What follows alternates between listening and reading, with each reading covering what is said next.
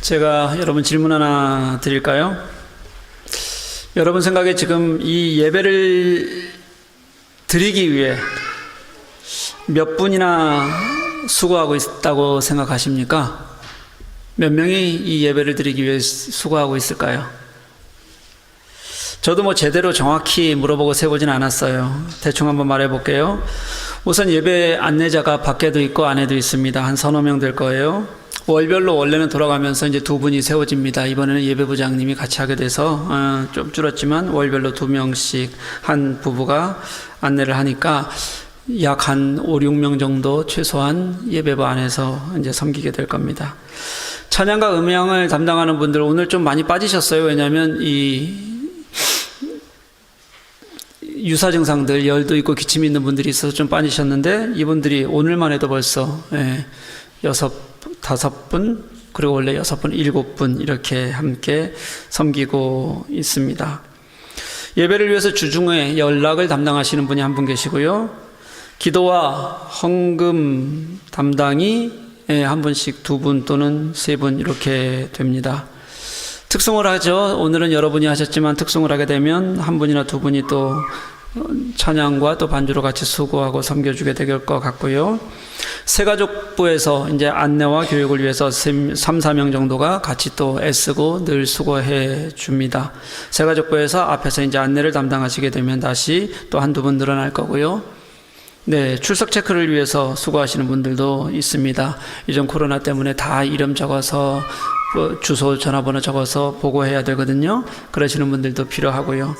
방역을 위해서 1부 예배 전에 한두 분이 수고하시고 1부와 2부 사이에서 또 수고하시는 분들이 한 2-3분 적어도 늘 그렇게 같이 봉사를 합니다.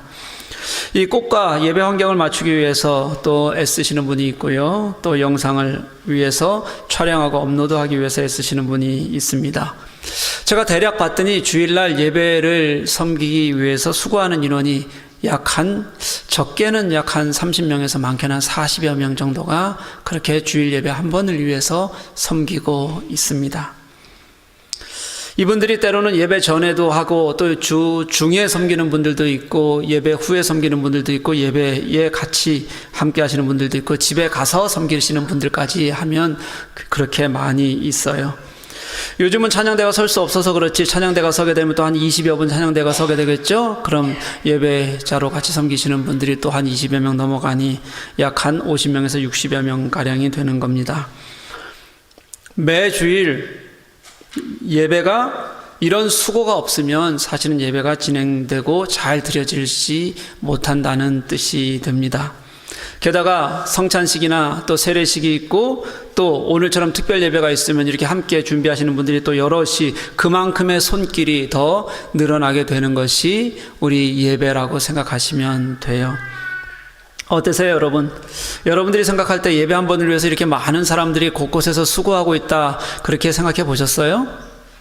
아마 이렇게 많이 필요한지 모르셨을 겁니다. 이 손길 중에서는 정말 누구나 할 수 있는 간단한 일을 하시는 분부터 또 많은 시간과 책임을 가지고 그렇게 헌신해야 될 분들까지 다양하게 사역들이 있는 겁니다. 어떤 분들은 많은 책임감을 가지고 있지만 또 어떤 분들은 누구나 마음만 있으면 예배를 섬기는 일이 가능하다는 뜻이 됩니다. 그렇게 우리 교회가 10년을 지내온 겁니다. 그냥 되어지지 않았다는 것이죠. 우리는 교회를 세우는 11월, 주제로 11월을 보내고 있습니다. 여러분, 성경이 말하는 교회의 모습은 이렇습니다. 교회는 먼저 죽음을 기반으로 하는 겁니다. 예수 그리스도의 십자가 죽음이 교회의 기초입니다. 하나님의 우리를 향한 전적인 사랑과 희생과 고난, 그리고 그 죽음을 알지 못하는 그런 교회는 교회가 아닙니다. 주님이 우리 예배의 섬김의 중심에 계시지 않으면 그것도 교회가 아닙니다. 그 주님이 우리의 머리가 되시고 모든 교우가 함께 각 지체를 이루는 어우르는 유기적 생명체가 성경이 말하는 교회이기 때문에 그렇습니다. 그래서요, 성경은 교회를 주님의 피값으로 사신 공동체 그렇게 부르기도 하고요, 십자가 위에 세워진 공동체 그렇게 분명히 말씀하고 있는 겁니다. 교회가 그렇다면 여러분, 교회는 어떻게 세워질까요? 교회만큼 다양한 사람들이 모인 곳이 없습니다. 정말 교회에 있는 사람들은 하나도 같은 곳이 없는 것 같이 보일 만큼 다양합니다. 교회만큼 자발적인 헌신이 필요한 것도 없습니다. 교회는요, 서로 정말 다른 사람들이 예수 그리스도를 주로 고백하는 것 하나로 모인 모임이라서 예수 그리스도가 중심에 서 계시고 그분의 이름과 그분의 마음으로 서로 격려하고 섬겨가지 않고서는 세워갈 수 없는 곳이 교회입니다. 다시 말하면 누구나 함께 세워져 가야 하는 곳, 그곳이 교회라는 말씀입니다. 오늘은 교회를 세우는 11월 그 첫 번째로 예배와 양육에 대해서 좀 보려고 합니다. 제가 지난주에 여러분, 우리 이제 예배의 자리를 좀 나오십시오 말씀을 드렸어요. 제발 좀 나오십시오. 이제 우리 같이 모여서 예배하십시다. 교회는 안전하게 하려고 노력할 테니 여러분들이 예배하는 일에 하나님의 마음을 쏟으셨으면 좋겠어요. 우리 교회가 하나님께서 기뻐하시는 교회, 이웃이 좋아하는 교회, 이 비전으로 세워졌어요. 그 중에 여러분, 예배와 양육은 하나님께서 기뻐하시는 교회를 위한 우리의 마음이고 자세입니다.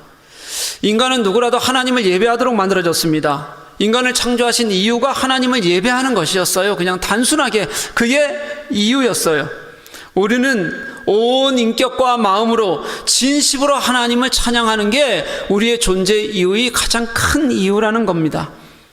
양육은요, 그렇게 우리가 찬양해야 될 하나님을 제대로 아는 것, 말씀은 하나님을 어떻게 계시하시는지, 우리는 하나님을 어떻게 만나야 하는지, 하나님께서는 우리 속에서 어떻게 일하시는지, 왜 그분이 나의 하나님이신지, 그분이 왜 우리의 구원이 되셨는지, 그래서 우리 그리스도인은 어떻게 살아야 하는지 제대로 배우고 깨닫고 경험하는 과정이 양육입니다. 여러분, 예배도 제대로 드려야 되지만 배우는 것도 제대로 배워야 됩니다. 교회에는 수많은 사역의 손길들이 필요합니다. 우리 교회는 양육을 받으면서 사역했으면 좋겠다는 게 우리 교회의 모토예요. 하나님을 잘 배우고 하나님을 잘 알고 그 느끼게 되는 감격이 우리들에게 있을 때, 그 감격 속에서 사역할 때 사역도 훨씬 더 아름다워지는 것이 너무 당연하기 때문에 그렇습니다. 오늘 본문은 바벨론 포로에서 예루살렘으로 귀환할 때의 이야기를 담고 있습니다. 이스라엘이 우상 숭배로 하나님을 떠났어요. 자꾸 죄악 속으로 빠져드는 겁니다. 하나님께서는 그런 이스라엘을 바벨론을 통해서 심판하셔서 바벨론 포로로 잡혀가게 돼요. 그리고 거기에서 70년의 포로 생활을 하다가 바벨론이 이제 페르시아에 의해서 다시 무너지거든요. 그러니까 페르시아 왕은 새로운 정책을 피는데 이들을 다시 예루살렘으로 돌려보내는 거예요. 그렇게 해서 돌아오는 사람들이 생기게 되는데, 오늘 본문은 첫 번째로 돌아온 사람들이 아니라요, 두 번째로 돌아온 사람들, 세 번째로 돌아온 사람들의 이야기입니다. 그때 두 번째로 돌아온 사람들이 중에 대표자가 에스라였고요, 세 번째로 돌아온 사람의 대표자가 느헤미야였어요. 이 두 사람의 예루살렘으로 귀환했던 것이 두 번째, 세 번째니까 시차가 좀 있어요. 13년인데 그거는 1차에 비하면 굉장히 좁습니다. 13년밖에 되지 않는 시차이기 때문에 두 사람은 같이 사역을 하게 되는데, 오늘 본문이 그렇게 같이 사역하는 것의 가장 핵심 본문이라고 생각하시면 됩니다. 세 번째로 돌아왔던 이 느헤미야가 기원전 444년 이제 예루살렘으로 돌아오게 돼요. 그는 페르시아에서 왕궁에서 살던, 관리로 있던 굉장히 편하게 살던 사람이었습니다. 그런데 미리 예루살렘에 1차로 돌아왔던 사람들이 있었고 2차로 돌아왔던 사람들이 있었는데, 그 형제들이 성벽이 다 무너져 버리고 없으니까 외부의 공격에 제대로 방어하지 못하고 그 공격 때문에 고통받고 있다, 늘 예루살렘은 불타고 있다는 소식을 듣습니다. 그래서 내가 이 나라를 위해 일을 해야겠다고 생각하고요, 애쓰고 노력하고 힘써서, 그래서 총독이 되어서 이 예루살렘으로 돌아와서 예루살렘 성벽을 재건한 것이 느헤미야의 일이었어요. 여러분, 이스라엘이 이 성벽을 재건하고 민족이 재건되는 것은 이방 사람들에게는, 그 주위에 있는 다른 이방 국가들에게는 정말 싫은 일이었습니다. 되게 위협적인 일이었거든요. 그러니까 그 사람들은 이 성벽이 재건되는 걸 아주 강하게 필사적으로 반대를 했어요. 그것만이라면 괜찮은데 이 유대인들 내부에서도, 이스라엘 백성들 내부에서도 부패하고 자신의 이익만을 챙기려는 사람들이 그 안에도 또 너무 많았어요. 그런 사람들 때문에 어려움을 계속 겪어요. 그런 수많은 위기와 어려움, 밖에서의 공격들, 우리 속 안에서의 어려움들, 이런 것들을 느헤미야는 어떻게 이겨내냐면 내가 하나님 앞에 바로 서겠다는 거예요. 진짜 하나님 앞에 선 사람이 되겠다는 거고요. 그리고 또 하나는 그냥 선 것으로가 다가 아니라 내가 나의 것을 내어놓고 나의 것을 주장하지 않는 희생을 통해서 이 모든 어려움들을 결국은 다 이겨내게 됩니다. 그리고 거기에 기꺼이 자신을 희생하고 헌신하는 백성들의 그런 마음을 모아서 결국은 성벽 재건을 그렇게 이루어내는 겁니다. 이 성벽 재건이 잘 끝났어요. 그리고 나서 처음 한 일이 오늘 본문이에요. 뭐냐면 7월 1일 유대 종교력으로는 이걸 뭐라고 부르냐면 나팔절, 그렇게 불러요. 왜 나팔절이냐면 나팔을 불면서 하나님을 제사했기 때문이에요. 그날은 우리말로 하면 노동절에 해당합니다. 쉬는 날이에요. 그냥 나팔 불면서 놀면서 하나님께 예배만 하면 돼요. 그렇게 제사를 지내면서 쉬는 날인데, 이 쉬는 날 오늘 본문 이제 우리가 읽지 않은 앞부분 보면 1절부터 이렇게 읽어보면 백성들이 그날 나팔절이니까 예배하기 위해서 모이는데요. 성전에 이제 동문과 그 성벽 사이에 있는 광장이 하나 있어요. 그 광장으로 사람들이 다 모여들었어요. 성벽이 다 건축되었어요. 그리고 그 감격이 있는 사람들이 하나님의 절기만 기다린 거예요. 내가 예배해야 되겠다. 하나님께 나아가야겠다. 그리고 그 절기가 딱 되자마자 사람들이 예배하기 위해서 모여서 감격하면서 예배하고 그리고 함께 하나님을 찬양하는 거예요. 그러기 위해서 모이는 겁니다. 백성들이 이렇게 있으면요, 그 앞에 제사장이었던 에스라가 섰고요, 에스라 양 옆으로 에스라를 돕는 이들이 이렇게 서요. 여러분 한번 상상해 보세요. 제가 자세하게 좀 설명을 드릴게요. 백성들은 다 예배를 사모하는 마음으로 그렇게 모였습니다. 그리고 나무로 강단을 만들었어요. 강단을 만들어서 조금 높게 해서 그 앞에 에스라가 섰어요. 앞에 이렇게 백성들이 예배를 사모하는 마음으로 있고요. 그리고 이 좌우에 돕는 사람들이 있는 거예요. 그 다음 말씀을 좀 상상해 보십시오. 에스라가 백성들 앞에서 하나님의 말씀을 폈어요. 이렇게 하나님의 말씀을 폈는데 누가 시키지도 않았는데도 불구하고 백성들이 어떻게 하냐면 하나님의 말씀을 앉아서 들을 수가 없으니 다 일어섰어요. 그리고 에스라가 이제 그것도 하나님을 찬양하는 말씀을 읽기를 시작하는데 사람들이 어떻게 하냐면 전부 다 손을 들고 그리고 몸을 굽히고 얼굴을 땅에 대고 그리고 아멘 아멘 그렇게 소리를 지르는 거예요. 응답하는 거예요. 여러분, 손을 든다는 것은 아주 간단히 말하면 예식에서의 항복선언이에요. 내가 얼마나 연약한지, 내가 얼마나 작은지, 내가 얼마나 나약한 존재인가를 고백하는 겁니다. 몸을 굽힌다는 건요, 얼굴을 땅에 댄다는 건요, 하나님을 예배하는 예배라는 단어에 가장 가까운 단어예요. 내가 어떻게 엎드려질 수 있는지, 나의 가장 귀한 것이 땅바닥에 엎드려지기까지 당신을 찬양합니다 하는 경외하는 자세입니다. 아멘 아멘 하면서 응답하는 것은 내 가슴 속에 있는 하나님을 향한 찬양을 내가 온전히 드러내는 간절한 찬양을 말해요. 여러분, 그들이 그렇게 하나님 말씀 앞에 섰다는 거예요. 그들은 그렇게 예배했습니다. 그래서 성경은 그게 예배다, 그렇게 우리들에게 가르쳐요. 저는 이 장면만 보면 가슴이 벅차요.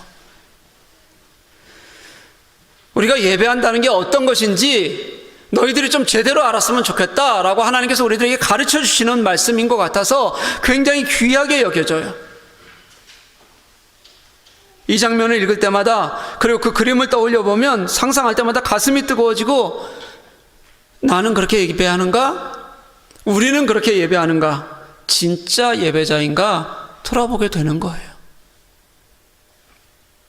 여러분 예배자십니까? 여러분 진짜 예배자세요? 그게 예배입니다.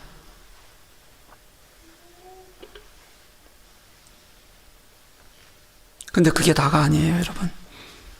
에스라가 말씀을 읽는데 바벨론 포로로 살던 사람들이 많았잖아요. 그러니까 히브리어를 잘 할 줄 몰라요. 어떤 사람들은 잡혀간 다음서부터 꽤 오랜 시간을 있었어요. 100년이 넘는 시간들을 있었어요. 그러니까 잘 모르는 이 3세, 4세들이 있는 거예요. 그러니까 에스라 옆에 서 있던 사람들이 백성들 사이사이로 갔어요, 다. 그리고 그 말씀의 의미를 쪼개고 해석하고 그래서 알려주는 겁니다. 그렇게 해서 사람들이 처음엔 잘 이해하지 못했던 사람들이 그들이 하나님의 말씀을 제대로 이해하기 시작하니까 알면 알수록 여기저기서 울음소리가 들리기 시작해요. 처음에는 한두 사람이 시작했겠죠? 그런데 말씀을 깨달아 알수록 많은 이들이 감격하며 울기 시작했어요. 그래, 이게 하나님께서 우리들에게 주시는 말씀이지, 이게 우리를 살게 하는 하나님의 말씀이지.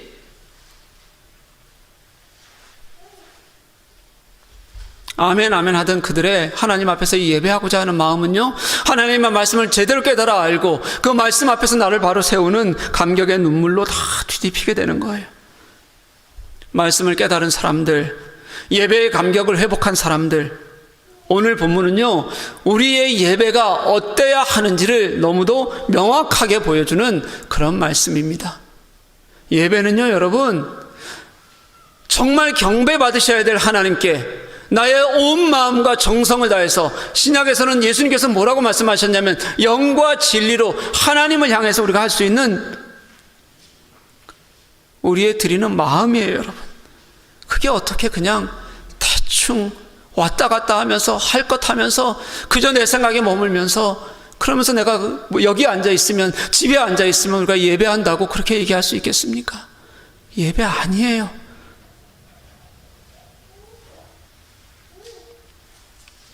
사랑하는 교우 여러분, 교회는 예배 공동체입니다. 다른 어떤 것보다 예배가 먼저 회복되어야 합니다. 우리 모두가 참된 예배자로 모일 때 건강한 교회의 생명력이 살아나게 되어져 있습니다. 여러분, 우리 함께 예배하십시다. 우리 진실하게 예배하십시다. 하나님이 원하시는 예배의 자리에 우리가 모이고요, 오늘 백성들처럼, 오늘 본문의 백성들처럼 하나님을 향해서 뜨거운 우리의 마음을 드리고, 그리고 진짜 하나님이 받으실 수 있을 만한 우리의 정성을 드리는 예배자가 될 수 있기를 간절히 소망합니다. 여러분, 예배해야 돼요. 그렇지 않고 교회는 설 수가 없습니다.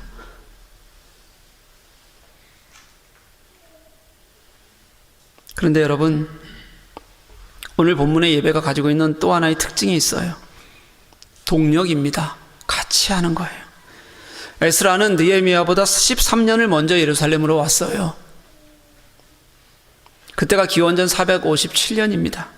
에스라가 예루살렘으로 와서 처음 가졌던 다짐이 이거예요. 에스라서 7장 10절 말씀인데요, 에스라가 여호와의 율법을 연구하여 준행하며 율례와 규례를 이스라엘에게 가르치기로 결심하였더라, 이렇게 말씀하세요. 에스라가요, 예루살렘으로 돌아온 이유가 바로 그겁니다. 에스라서는요, 에스라를 이미 뭐라고 설명하고 있냐면 그는 이미 율법의 완전한 학자였다, 그렇게 소개해요. 그런데도 그는 율법을 더 연구해야겠다, 내가 먼저 율법대로 살아야겠다, 그리고 이스라엘 백성들에게 그 율법을 가르쳐야겠다, 지도자로서의 모범과 어떻게 말씀을 가르치고 양육해야 되는지에 대한 기대가 그가 가지고 있었고, 그것으로 그는 자신의 사명을 감당하려고 애를 썼어요. 오늘 우리의 주제와 같은 거죠.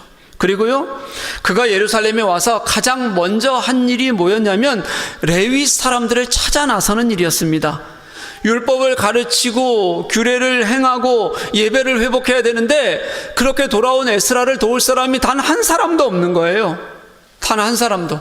그래서 족장들을 찾아가고 족장들을 통해서 지역지역에 사람들을 보내고, 그래서 레위인들은 좀 모이자, 우리 같이 예배하자, 그래서 예배할 사람들을 도울 사람들을 찾아요. 오늘 본문에서 백성 사이에서 들어가서 열심히 율법을 가르치고 함께 했던 사람들이 그렇게 해서 찾아낸 사람들이에요. 그렇게 해서 모인 사람들이에요. 그들이 있었기 때문에 백성들은 더 깊은 말씀의 은혜를 누리고 그 말씀 속에서 살아난다는 것이 얼마나 큰 기쁨인지를 알고 감격하면서 예배할 수 있게 된 겁니다, 여러분.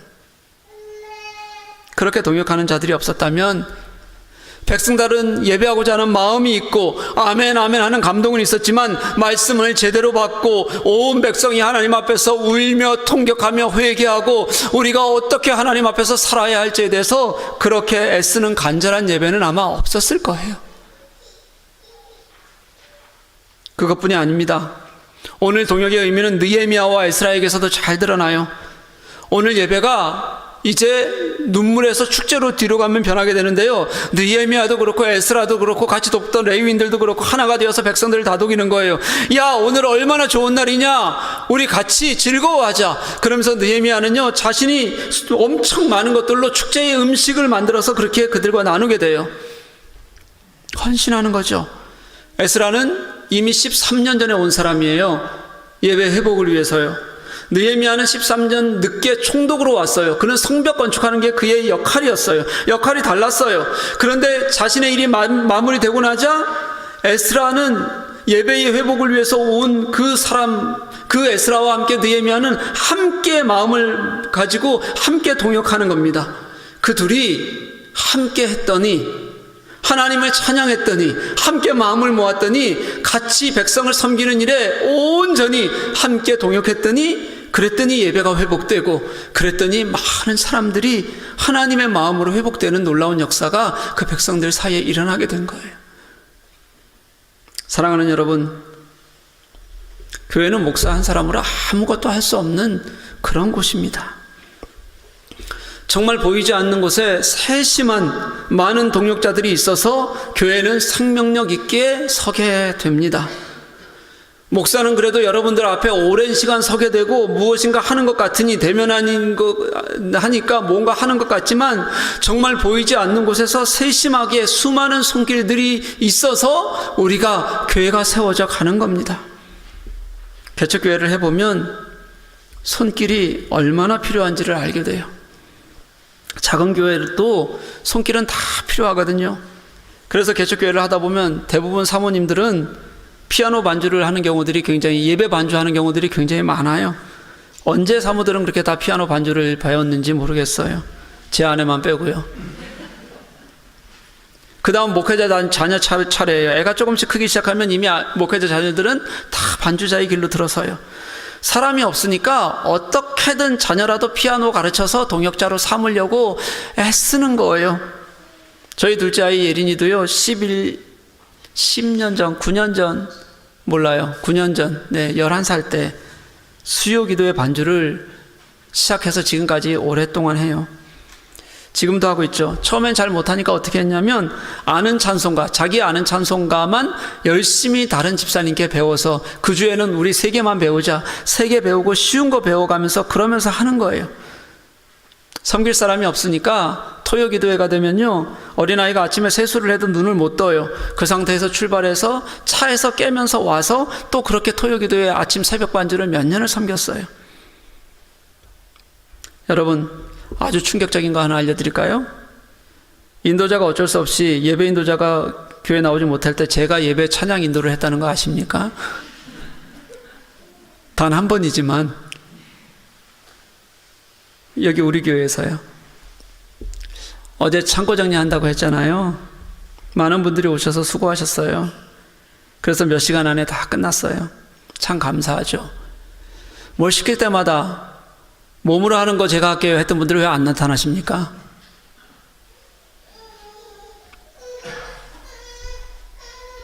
오늘 여러분에게 소개하는 자리가 예배와 양육이에요.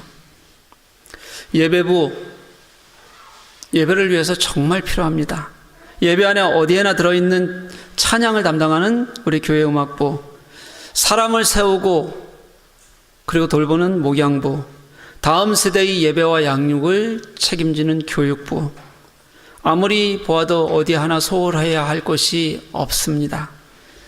여러분, 어려운 것이 아니라 마음이 모아져야 하는 일입니다. 힘들어서가 아니라 마음이 가지 않아서 무너지는 곳들이 많습니다. 목사에게 고마운 사람들이 있습니다.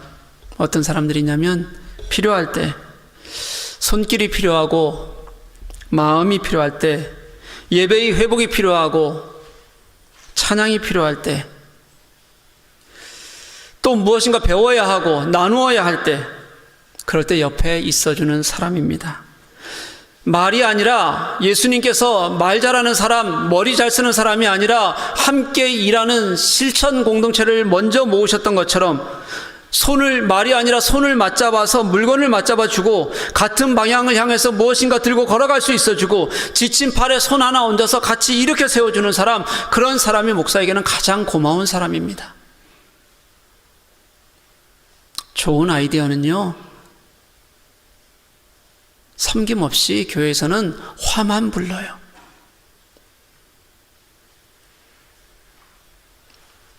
그런데 생각해 봤어요. 제가 그런 마음이 드니까 주님도 그러시겠다, 이런 마음이 들었습니다. 주님께서도 당신의 교회를 위해서, 당신의 나라를 위해서, 또 주님 당신을 위해서 누군가 손을 맞잡고 같은 걸음을 걸어가고 작은 것이라도 최선을 다해서 있는 곳을 섬기려고 노력하는 그런 신자들, 당신의 자녀들, 주님께서는 그런 이들에게 미소 지으실 거고요, 그런 이들에게 당신의 기쁨을 이기시지 못하는 은혜를 분명히 가지고 계실 것이라고 저는 그렇게 믿습니다. 사랑하는 교회 여러분, 예배의 자리, 양육과 사람을 섬기는 자리, 찬양으로 돕는 자리, 다음 세대를 섬기는 자리, 모두 주님이 기뻐하는 자리입니다. 우리 먼저 예배하십시다. 진심으로 예배하십시다. 그리고 예배로 회복되고 함께 동역하는 손길이 되어서 우리가 날마다 아멘과 눈물로 예배와 우리 교회가 채워질 때, 그때 참된 하나님을 경험하는 우리가 될 수 있을 것이라고 저는 그렇게 믿습니다. 사랑하는 여러분, 우리 그렇게 진심으로 하나님 나라를 살아가는 저와 여러분 될 수 있기를 주님의 이름으로 간절히 축복합니다. 우리 함께 찬양하실게요.